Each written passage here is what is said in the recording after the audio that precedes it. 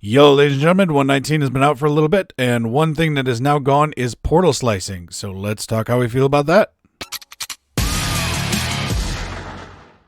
So for those of you who don't know, there was a method in the game for a while called update suppression, where we would build a machine out of a bunch of rails, and what you could do is you could then get blocks to not update. So when you would break a piece of obsidian that would normally break another portal, the rest of the portal blocks wouldn't break. This had many advantages, so if you wanted to do one on the bottom, that means that mobs coming through it would just immediately fall down. Or the bottom halves of portals could have spawnable blocks down there without having the extra height of the portal.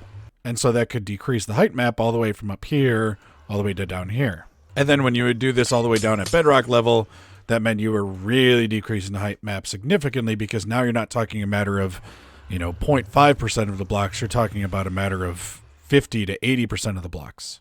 In 119, that update suppression method is gone. So I just created this using the creative fill command. There's currently not a known way that we can do this update suppression anymore in 119 because of the changes to the rail update order. Now is usually the part where you expect me to complain, right? I'm fine with it. Those of you who have seen my 3-level series will know that on the level 3s, I was using these slice portals quite frequently. And to be honest, they were getting kind of boring. There were actually a couple of 3 levels videos I didn't do because it was just more sliced portals in a different biome. And it to me, at least, wasn't fun. Now, you may have different feelings about that. Maybe there will still be a way discovered to do portal slicing in 119. As of now, the current methods are now gone. So this means those cases where we had those bedrock farms, that portal would be gone. We'd have to use a full portal and increase the height map a little bit. These ones where we wanted the mobs to drop out immediately, that would also be gone. We'd have to figure out another way to do that.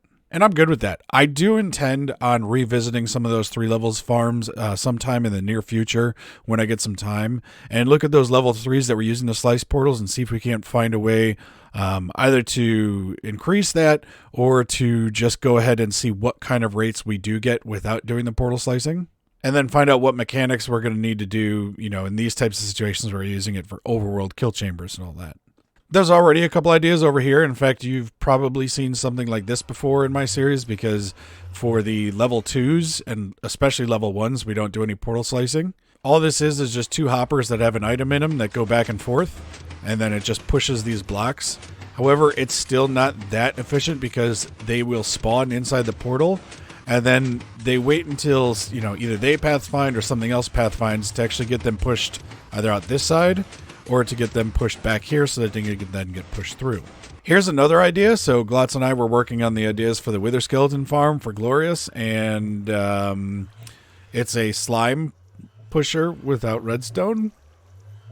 If I turn on the hitboxes there, we can actually see that slime is touching the portal, but it is in a minecart. So the minecart is stopped on this block, and then the slime is not interacting with that portal, but then it is a collision box for mobs that are coming through.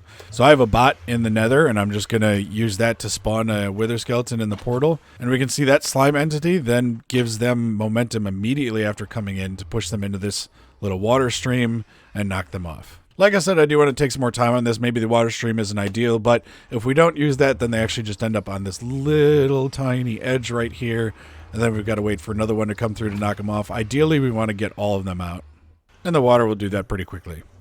So that's going to be it. Just wanted to take a moment to address what the current status of sliced portals is and my feelings about it. I am fine with it. It made things a little uninteresting to me. And again, that's a personal opinion of mine.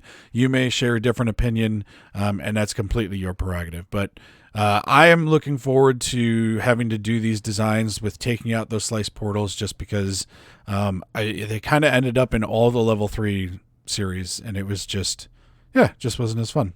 So keep an eye on the future. I'll probably just do one big update video for those 3 levels ones instead of doing each one individually. If you've got any more ideas for these, I would love to hear what you've got down in the comments, and I'll catch you later. Have a good one. Bye.